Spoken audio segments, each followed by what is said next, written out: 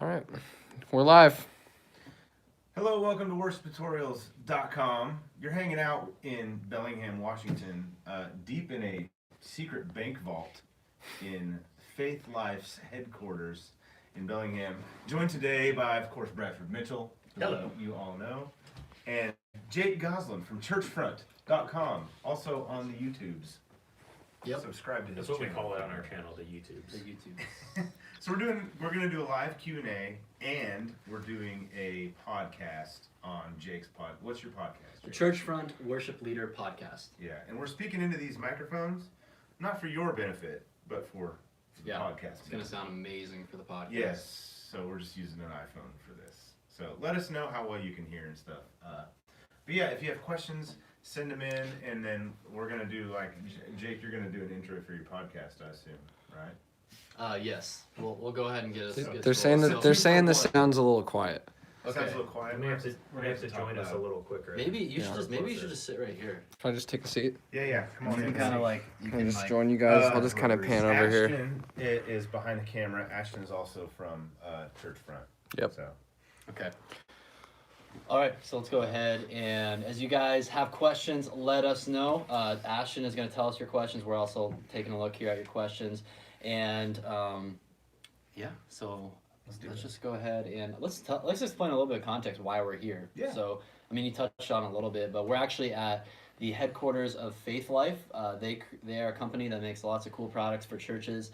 They make Logos Bible software. Logos. It's the tomato. They call it Logos Bible software, and they also create Proclaim presentation software, which is really neat. They've been showing us kind of how the features of it. A really well designed product. I know it's something that we're going to be trying out here pretty soon. Probably making videos on our channel. So. With that said, that's why we're here, and I wanted to record a session of the podcast since I don't get to hang out with these guys very often. So let's go ahead and dive into some of these questions. And please, guys, feel free to leave those questions in the comments. Oh, and also, if you guys want to leave a super chat. So the way we sort of do things here at Worship Tutorials is we get super chats from time to time. We will answer those questions for sure. Otherwise, once we get going in these live videos, there's so many questions. It's really hard for us to answer them all. So if you ask us something and we don't get to it, we apologize for that. But if you want to leave a super chat, we'll definitely see that for sure. Yep. I can't see anything. You guys can see it. Yeah, and we'll go for about 20-30 minutes or so. Sure. So make sure you get your question That's in there. what you say an hour later. Yeah. Still here. So I saw a great question from Cheyenne Ilu. Sorry if I'm mispronouncing your name, but it's a good question. Which is the cheapest in-ear monitoring device? This is the guy you want to ask. I love in-ear monitor systems. So the least expensive routes I would recommend. The first one is the Behringer PM1 headphone amplifier device, which with that device you can pull a XLR audio feed from your mixing console or your stage box.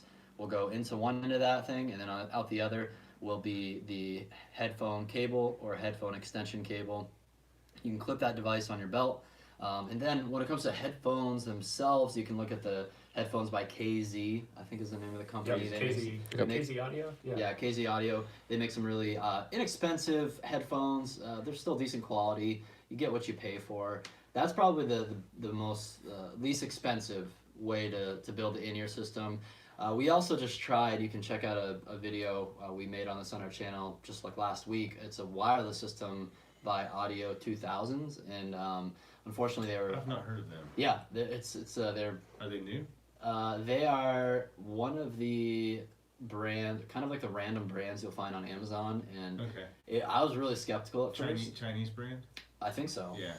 And I was really skeptical because it was $160 for a wireless transmitter and a receiver pack. Yeah. It works. That's scary. It worked though, because it's only like 20% of the price, right? Of the a short Usually system. you get what you pay for. But you get about like 85 to 90% of the quality. Okay. So it worked. And for in-ears, yeah, that's not that wireless horrific. in-ears. Yeah, wireless in-ears. For like a microphone, 85-90% of quality could be a deal breaker for a lot of people, but I mean, it's in-ears. Like, it's a little different. Yeah. Totally. That's awesome. Yep. Yeah. Those are our And recommendations. Jake and I have also both reviewed and made content on Audio Fusion, which is another wireless system that uses Wi-Fi to transmit the wireless audio to your phone to an iOS device, and so it works with an app. It's pretty cool technologies too, so you can check that out. It's a fraction of the cost of a quote traditional wireless system, because usually you're looking at like about, for wireless in-ear monitoring, you're looking at about $1,000 per person to get like Good quality. something by Shure or Sennheiser, and $1,000 a person is expensive for. I mean, it's out of reach for a lot of churches, and so there are some new companies bringing out products that are seeking to disrupt that sort of model. But wireless is like it's a difficult. I mean, it's like if you go cheap, you usually get what you pay for. It's wireless. Except, side note, the Line 6 wireless stuff is like $150. Wireless guitar. That's different. good. That's about the Those only things time are I've awesome. used something cheap that I was like, this doesn't seem cheap. Yeah, inexpensive. But that's yeah. slightly different, I know. Got another question? Yes. Yeah, I saw there's a few questions about like ministry, which I thought was kind of it like all at once. Somebody asked how long before somebody joins a praise team. Somebody said How long before? What do you mean? That was the question. How long? yeah, before they join the like praise team? playing guitar. Somebody Okay. said like do you have to have a calling to do it? And I don't know. I think I would say this. I'd love to answer that question. I would say this with respect. Don't overthink it.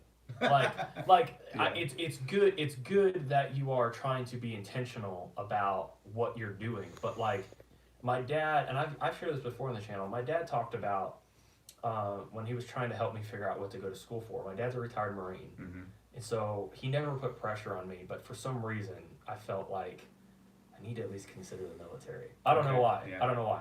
But my dad was helping me, and he said, if you want to do something, you need to ask yourself a few questions. Do you like doing it? Do you feel like you're good at it? Do people acknowledge that you're good at it? And do you actually have opportunities to do it? Yeah. And so, like when you get down All to that it, aligns. yeah, when you get down to it, like That's the Lord. I would absolutely say that that's the Lord. So the question about how long before you join a team, like when you start playing guitar, like can you play the songs? Like do you feel That's like a very you can do it? That question, how long before someone joins a team, that really is going to depend on the person. Yeah. Some people, like in our church, for example, there are people that we audition and like next week they're scheduled. Yeah, pretty and they're much. on stage Sure. playing. Some people we audition them and it all just depends, and every Everything's case is different. different. Yeah. And it might take a month of an onboarding situation. Is that something you've experienced, Jake, as well? Yeah, I think With your it teams? completely just depends on their skill level. So if something, Yeah. I've been thinking about this a lot lately. If someone came to me like, hey, I really want to join the band, like, great, let's go through our audition process, and then Yeah. if you're not competent at your instrument enough, then I'll give you direction on what you need to work on, and then Yeah. come back to me in 6 months and then re-audition. So it's And- not and- completely closing the door. You said something that was key. You said we had them go through the way you worded it was perfect. An audition We have them process. go through our audition process. Yes. So what that says to me is, Jake, this is really cool because Jake, you didn't even know I was thinking this in my head. What this says to me is Jake has vision and he has a reason, and he has things clearly laid out for his team at his church. And so if you don't have a specific vision for your church and your team and what they require, then it's just like, let's just throw a handful of darts and see what happens. Like, a bad if you idea. aim for nothing, you're going to hit it every time. So aim for something. Have something very intentional and just have a clear goal. You don't have to say, hey, you have to be able to play all of Droff's guitar parts. Like, that would be great. But if you're just starting out as your worship leader and you're trying to form a worship ministry, you may need to lower the bar a little bit. And then as time goes on, reevaluate, because you have to decide what the goal is for your worship ministry. And so serving, don't overthink it. Like this should be freeing. Don't overthink, like somebody was asking about the calling to serve on their life, and it's totally valid. So I But would like, like to don't talk overthink about it. that a little bit. Yeah. We say something at our church about volunteering. Now the question, it depends on where you're coming from that question. if you're asking about, I'm thinking about ministry as a career, or are you thinking about like, do I need to feel some sort of a calling on my life to volunteer and serve at my church? And if you're thinking about serving in your church, we say at my church a lot, and I truly believe this, that I think every single person who attends a church should serve that church. I think it's part of ministry. It's part of like what we are called to do as the Christian body of a church. And if your gifting is in music, anything related to worship, music, vocals, production, anything, if that's your gifting, then you absolutely, like, you shouldn't think about whether or not you're called to serve. God has called you to serve, because we are built to serve the body of Christ. If you're a person who attends a church and you're not serving a church, this is your opportunity to begin serving, because you need to be part of what your church is doing, because the church is the hope of the world. It literally is. There is no institution on planet Earth that can do more to change the course of history than the church, and I truly believe that. But it's not going to work if the members of that church just sit in the pews and go home. So you need to serve. That's God's calling on your life. Yeah. Don't overthink it. Yeah. Yeah. And again, it's not to discourage like the fact that you're trying to be intentional. To me it's more about like, if you're not serving and you feel like I should serve in the worship ministry, I'd probably say that's the Holy Spirit saying go. You should serve. Like that's if probably your probably gifting, the calling, and you should do it. God has gifted you with something. You should use that to serve the church. Now here's the qualifier though. Yeah. If you feel called to do it. What I started out by saying was, my dad said, "Do you like doing it?" And my dad's not like the Lord, so it's not his words, right?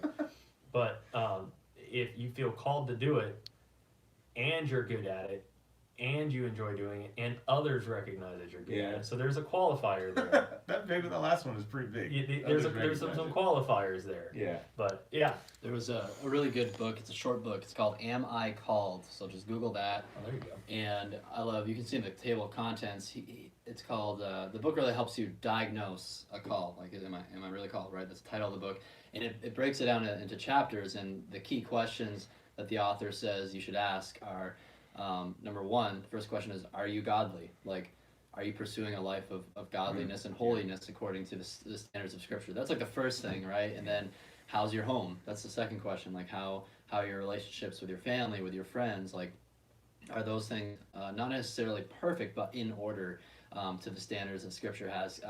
And then there's questions like, this is more about for like preachers, like, and stuff like that, if they're going to go into that type of ministry, but I still think the same kind of question applies to worship leaders. It's like, the question is, can you preach? Well, can you sing and actually lead songs, right? And lead a band. So those are competency questions. Then also, can you shepherd? So you're actually shepherding the congregation, your team members. And the next question is, do you love the lost? So hopefully your church has a heart for reaching the lost. And then number 9 is like, who agrees with your calling? And man, kind of that's good stuff. Yeah. That's like a book form of what my dad told me. Yeah. Did my dad write that? David's Harvey. Or That's something? my dad. I'm just kidding. Okay. What? Dad. I got a funny question here That's from Darian. Bryce.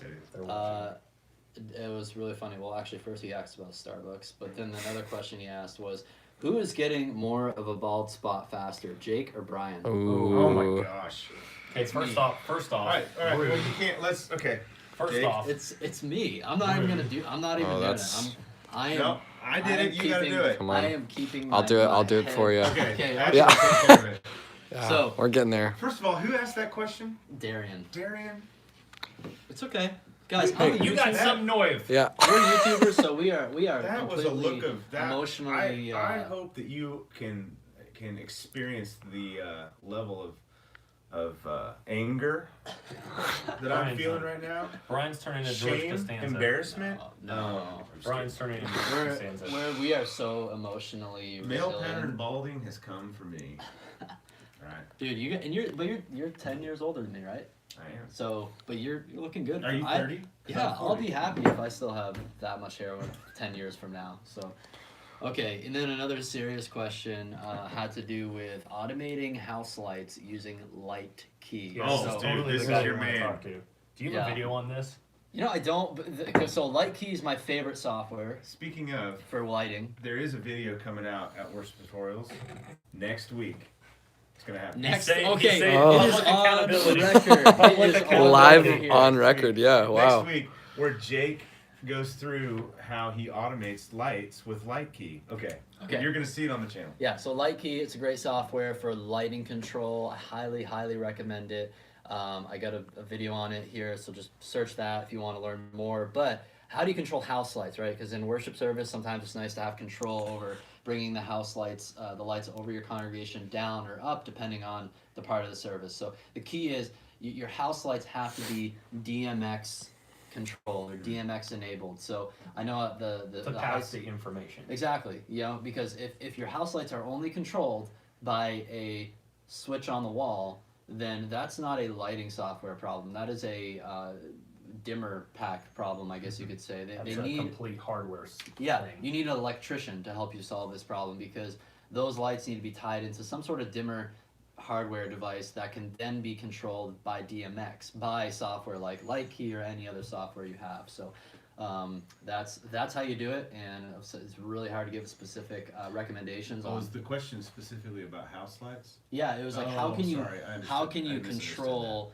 house lights? I mean, it's great because once you Yeah. but a lot of people ask me that because they're like, oh, we just can't control our house You can, lights. because you can stage lighting you can Yeah. control, but like the Yeah. overall room ambient lighting, yeah, Yep. you got to put them on pack. Yeah, so at our church, to kind of give you guys an example of how we set it up, at our church we meet in a high school auditorium, and we have all of our stage lights all set up, and those are of course run by DMX, and then we run another DMX feed over to back into the tech booth of the school because we don't use any of their tech, but what we do is we unplug their lighting cable from their board, and then we plug that cable into our cable that goes to our lighting system, and then we have complete control of their system. We figure out what addresses are these lighting fixtures in the house lights assigned to, and then we can control those. We automate those, Yeah. so we don't they all go by themselves. And if you guys are listening to this and you hear the word DMX, because when I started at the church that Brad and I are at, I didn't know anything about that. I knew nothing about it. And DMX is not the rapper. Not the rapper. It's Very He's different. not in your church every It's a single Sunday. lighting control protocol. And Jake, do you have resources on what DMX is and how it works? Yeah, Because we well- don't at Worship Tutorials, but if you're interested, you need to learn about it. Yeah, so. I would say just I would do some general searching of YouTube. Just Yeah. search like what is DMX, how does it work. We have some pretty in-depth courses with Worship Leader School on church lighting, and we walk you through all that. Yeah. But if you're just looking on a primer for these things, I would just Google it. Yeah, it's kind of confusing. Once you wrap your brain around it, though, it's pretty powerful what you can do with it. Yeah, so. it's I figured it out pretty easily once it was set up. But you're smart, Bradford. Well, it's just like an address. I should have said that because is that then That's assuming derogatory towards those who are asking questions. you're smart too? Okay, you can figure this out. You can do it. Somebody asked. Here's a Just quick got off question. the word. Here's a quick question. Somebody said, "How do I get the most out of a mono in-ear system?" Oh. And then somebody said that they actually suggested not doing that because it's unnatural. I I disagree. I would agree that I would agree that it is unnatural. By Okay, definition, it's unnatural because if you hear Yeah. you hear a guitar in both ears and the guitar player's to your left, like I could see that. But stereo in-ears, if you're not using certain like that can be Stereo tough. is a luxury. Yeah, it is a luxury. Most systems are probably mono. Yeah, and like I mean, I use mono in-ears. The quick thing for me is I start with the most important things. I'm the worship leader, so I need to be able to hear the click. I need to be able to hear my voice and my guitar, and then from there I just start mixing in things to taste. So only just restart, bring everything out of your in-ear mix, and then just put in what's important first. And a lot of packs, funny enough, like actually anything when it comes to volume, period. And Jake's more of the tech guy of well, these two guys are more the tech guys than I am. I just play guitar, but these guys could speak to this too. But like when you're using a device for volume, you typically want to push it to a certain level. You don't want to try to keep volumes down because you want it to like hit something a little harder to give it a little more volume, a little more warmth and body. It depends. Like we use these Sennheiser packs, and they work a lot better when they're at least over halfway on. They sound way better. They don't sound as thin. So start there, and just don't put everything in. Like if you have overhead mics on your drums, that could get really dicey and like washy if you use that, because you're going to get the whole drum kit and it may pick up more because they're condensers. So I would always say just start small, restart. Just keep it simple. Keep your inner mix as thin as possible and add to taste. Jake, do you have a mono mix or stereo mix when you leave? Depends on what I'm using each Sunday. So I actually, like last Sunday, we have a nice the Sennheiser E3 G3 whatever that model is called. So it's a. I think it's actually EWG3. You were right. There you go. There's an E and a G and a 3. I guess a W too. And what we do, this is kind of a little hack if you can't afford multiple wireless systems, is you get one transmitter. So the transmitter is what sits at your sound booth. It kind of looks like this but smaller, right? And then you get 2 receiver body packs, and then you assign each of those body packs to either the left mix or the right mix, and then you have 2 mono mixes. Yeah, you really have to just you really. I don't want to repeat everything that Bradford just said, but keep your mix simple.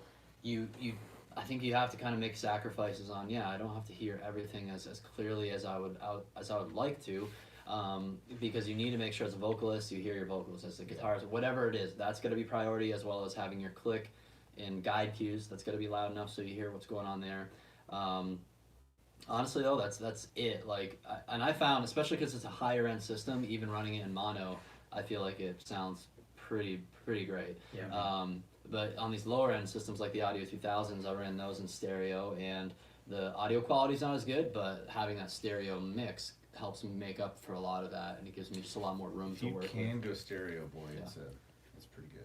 You know what's funny? This is the HA 8000, and this is a great option for what? Yeah, and it's so funny. And we're not using this right now. We've had like 3 people asking. We're not even using it. No, it's just in there. We're borrowing the studio from Faith Life, so it's a headphone amp. Yeah. So if we wanted to, we could be monitoring we're not monitoring our microphones right now, but this is a headphone amp that I had a friend who was set up a in-ear monitor system at his church using this, and I've used this. What he did, he set it on top of his stage box, and then he took the outputs, go into the back of that thing for each of the channels for everybody to see. Yeah, because you go XLR outputs and then 1/4-inch inputs into the back of this, and this is like $150 unit, right? Yeah, they're cheap. And all it really is it's a glorified way of it's like the Behringer PM1 I was talking about, but it's like 8 of them in one unit. It's just 8 little headphones. And now I honestly don't recommend it. This isn't my first recommendation anymore.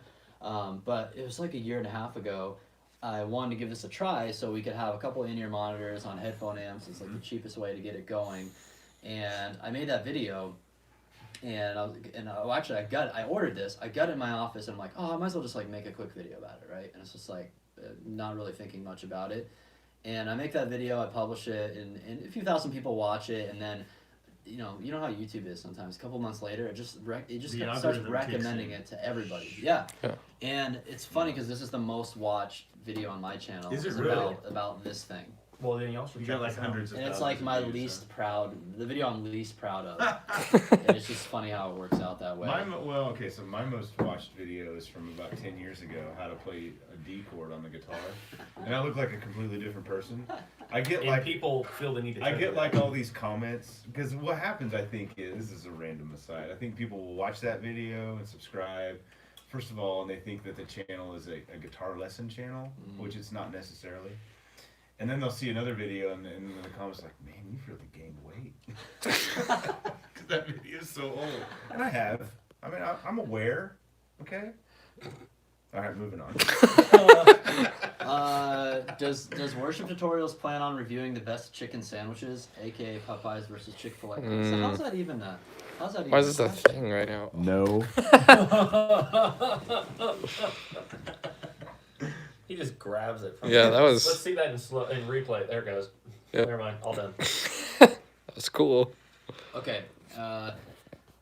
Any Get my fingers there. I like Cookout. Okay. any Let's make Cookout suggestions great. for training volunteers on live sound mixing? Jake, would you like to take this one? First of all, I'll say that and I'm gonna hand it to you. This is a huge felt need in the church. It is. Because I think this is one of the most difficult things to do Yeah. in a worship experience. Even Is doing live sound well. even It's people, very, very hard. even a worship leader who says he has a seasoned front of house guy could probably still benefit from this, because sound guys get stuck in their ways and they get a flavor. So it's like, if you watch any of my videos of me playing guitar and you're a guitar player and you see a video of me, like, you can probably point out Bradford does that thing a lot, or that's Bradford's style. Same thing with audio. And we were actually talking with a guy here yesterday. He was like, we got guys who they kind of know what they're doing at our church, but one guy, his mix is always mid-heavy, and like everything's there, but it's just not preferred. But like everybody's got their own signature like thumbprint of sound. Like, I know a guy who just loves compression. I know a guy who thinks reverb is like just as much an instrument as the guitar. You know? So from there, but Jake Everything sounds is like it's underwater. yeah. Well, Jake you have is to the have- resident expert out You of have us to have right here, so. technical knowledge of the equipment you're using. You have to have technical knowledge of compression, EQ, delay, reverb, and other effects. You have to have a musical ear that can hear different things and diagnose what's working, what's not working, and you have to have critical thinking skills to know how to fix it using all of the technical knowledge that you have, and then you just have to be able to make it sound good. And all of those are really high level all at the same time, and it's hard to. That's why good audio engineers are really hard to come by. Yeah. Anyway, but you have resources on this? at Yeah, Churchfront? we're working on a new site right now called worshiptechschool.com, and we already have a course that a lot of worship leaders and tech team members have actually gone through. It's called The Beginner's Guide to Church Sound. That's going to be inside Worship Tech School, and really what it does is break down a lot of things that Brian just mentioned about. First, I'd recommend knowing the anatomy of your church's sound system, so understanding the gear and what all that stuff does, because when you just start approaching a board and you start fiddling with knobs or messing with mics and you don't know what it does, then you're just in for a lot of trouble. Bad. Yeah. So first you gotta understand like the gear and all of its purposes, how it all works, and then you start going understanding the concepts of signal processing, as well as signal flow, but even just signal processing. Like, how do you make sure you set the gain structure right on a channel so that you have enough signal coming in but not too much signal coming in, you know? And then the next step is generally if you're going to apply any noise gates to that channel, and then you can think about EQ, and then you can start adjusting the treble or the bass or the mids, and then then the next step would be compression, so you can really level out dynamically. And every single instrument type has different demands on these different parameters for processing. But it really is, it's like a recipe, and if you just kind of understand the ingredients and how they all work together, you'll get a great mix and make some awesome improvements. And the hard part though is even logistically thinking through as a worship leader, the question was like, how do I train my sound people? It's hard for worship leaders because you often can't hear it. Exactly. Because you're always behind it, right? So that's why, I recommend, like, as worship leaders, I really just think it's important for you to understand these concepts yourself, so that when there are those opportunities, when you're next to your sound person at church and you're able to kind of coach them, you know what you're talking about, and you can explain to them, oh, you want it to lengthen the attack on the compressor so that the voice has time to cut through the mix, but then it gets compressed down and kind of has a leveling effect to it. Being able to understand all those different terms and communicate those clearly to your sound person is crucial. And for them to learn it themselves, I mean, honestly, I'm just going to recommend, like, check out worshiptechschool.com, where we can walk people through and walk your whole team through all these different concepts, and they can actually hear them happening and understand how it all works. So, but know it yourself, and then find avenues for them to learn it themselves as well. Another tip you can do, because there's like some classic struggles worship leaders have. One is a lot of worship leaders. This is kind of stereotyping, but I've found that it's true. Worship leaders and senior pastor relationships can be strained sometimes. There can be a lot of conflict there. Another one I found often is worship leader sound technician. A lot of times that relationship it can be a difficult one, and especially when it happens is you've got a young worship leader and you've got a sound person who's maybe been at that church for 20 years and has run the board for 20 years. And a young guy comes in and wants to change, and the sound guy's like, no, I know it better than you do. That happens. So I've experienced that.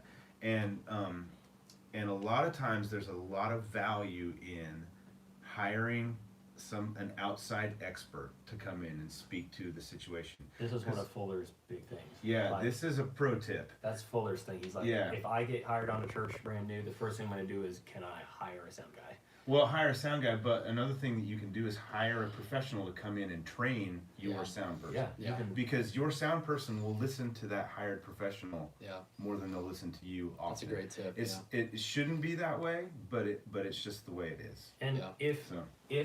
if that's not doable, at least starting a relationship with this sound person and like telling them that like it's not that I think you do a bad job, it's more like stylistically like it doesn't fit what we're going for because we're playing this song and it sounds different because you have the keys all the way up and the guitars are buried, like or like you have the guitars really hot. Have left the building. Yeah, or you have the guitars really hot and you just turned our song into like a rock and roll version of Good Father, and like dude, they're supposed to be buried. So like using vision and stuff. But take your sound person out to lunch and pay for it. That's step number one. You got to develop that relationship. Okay, I got some super chats. we got two of them. Ooh, We got all right. two of them. Thank you for the super chat. Yeah, so Thomas Kim asked for advice on a load box and cab sim with his amp, and he said my guitar sounds thin coming out of the house speakers. What I would say, Thomas, I guess there's a lot that could go into there's that. a lot of things here. My first suggestion is, are you able to get the sound you like before you plug it into the house speakers? Like, are you getting a sound at home that you like, or like, you know, because the first thing is like part of you would, believe it or not, everything you're doing to get it to front of house can interrupt like and alter your sound. So have the front of house guy turn everything off the board, like no gates, like at least to start out. No gates, no EQs, no compression. You'd be surprised, just some compression can completely change the way you have your overdrive and reverb set, and it can completely kill any of the vibe you have. So start fresh, start at square one, figure out, start just plugging into the amp. Do you have a sound you like there? Though, don't forget, mids are your friend. Everybody thinks mids are going to make your guitar sound like this, and they think that that's a bad thing. But when you use mids on a guitar amp, it actually is where the body lives. It's the middle. So you don't want to have lows and highs and scoop out the mids, because then that's actually where the body is. You want to kind of bring those mids up. Sometimes even with more mids, your guitar is going to sound thicker. But start at the amp. We have another guy who gave us. Yeah, this will be the last question. We'll wrap up. Okay. Well, this is a big. So he asked for load box suggestions. The first question would be what's your budget, but some good options. And he said any advice on how to use it. Oh, okay. Yeah. So he has one, but Yes. the aux box by Universal Audio is great. Yeah. The tube amp expander, Waza tube amp expander by Boss is great. And there's some cheaper options as well. 2 Notes makes some stuff. Anyway. Yeah. There's lots of options. That's good stuff. Yeah. Bob said, I just started playing guitar at a church in town. Some songs have very little electric guitar or are hard to distinguish. Should I try to blend in with swells, arpeggios? Just curious what you can usually do. I would say... So, like, the question is, what do you do as an electric guitar player when there's not a lot of guitar in the song? Yeah. I would, first off, couple things. You could ask your worship leader if they buy the multi-tracks to balance out the guitar tracks for you, because you'd be surprised. There's a lot. They're not mixed as hot, but I know what you mean. But more often than not, they're there and they're just not mixed very hot.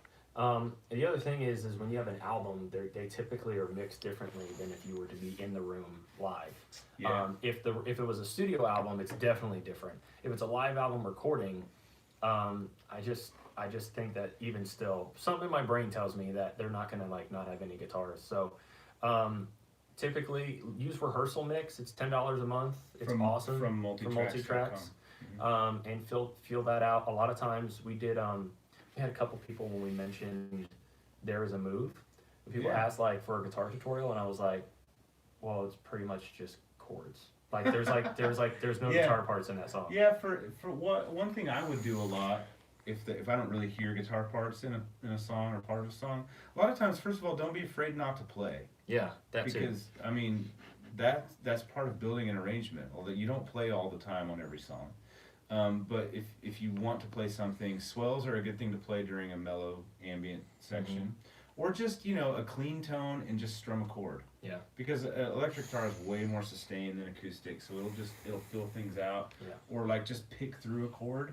Those are some really easy things you can do if there's not like a defined part, but. Or follow the melody if there's. Just like for a verse, don't play. Just raise your hands and worship. I mean, don't be afraid not to play. Is what I'm trying to say. We did Living Hope, and there aren't really guitar parts in that either. And there's a move. They're just kind of like swells and like slide stuff and like chords. And one of my favorite things to do is to follow the melody of a song somehow. And I don't do it if it's super distracting, but like the chorus of Living Hope, I would play the Hallelujah. I'd like down, down, down, down, down, down, down, down, down, down, down. I gotta do that. How does that go? Yeah, just like that. So, yeah. Cool. Awesome. Well, with that, we will wrap up this live Q&A session and of the podcast. So, thank you guys for allowing us to broadcast this on your channel. So, if you're watching this and you want to subscribe to a podcast about worship leading and worship tech, then just search Churchfront Worship Leader Podcast in your favorite podcast player, and you can subscribe there. And if you're listening to the podcast when this is published on the feed, make sure you head on over to Worship Tutorials on YouTube and subscribe to them, because you guys are doing these live sessions almost on a weekly basis. We do live videos most every Friday. Yeah. So if you're a person who likes to watch the live videos, you might say to yourself, you don't do it every Friday, which is true. We try to. Most Fridays. Yeah. Yes. If we don't do one, it's because we're trying to make content. That's right. So. And thank you for watching, and do make sure, if you're not subscribed to Worship Tutorials, of course, subscribe. And also, subscribe to Churchfront. Yes. Jake, you're putting out awesome content all the time. Yes. We get some exciting videos coming up. We get a lot of questions. I saw one that they're working on, and it's going to be good. You're going to want to see it. Yeah. So you need to subscribe to them so you can see it. We get a lot of questions about tech, and like, sure, we can answer them, but like, yeah, we don't he's kind cover of like production he's nearly as definitely much more as like Churchfront that's his sweet spot. So if you got lots of questions on that, and if you don't know Jake, if this is the first you're hearing of Churchfront, Jake is a worship leader at a portable church, a church plant. Church plant. You meet in a school, and I know a lot of you are probably involved in church plants as well, and so you really bring a lot of value to that perspective, because you're living it all the time. So definitely subscribe. Thanks, Churchfront. Yeah. Oh, and say hi to Ashton behind the camera. Ashton, come on. Hi, Ashton. Just say hi Show to your people. face. What's up, guys? Thanks for holding it the whole time, Ashton. Yeah. Yeah, bro, it's really hard to hold a phone I know. and not be all and- shaky. and I'm make like, sure your you hands see are it, on yeah, your I'm just shaking everywhere. Cool. No, you're doing It's all right. Doing a great job. All right. Well, do you want to close this out? I don't know how you want to Yeah. close it. Thanks again for watching. Again, subscribe to Churchfront Worship Tutorials. And hey, you guys that did the super chats, really appreciate that. yes. Thank you as well. See ya. Smash like. How do I end it? Oh, X.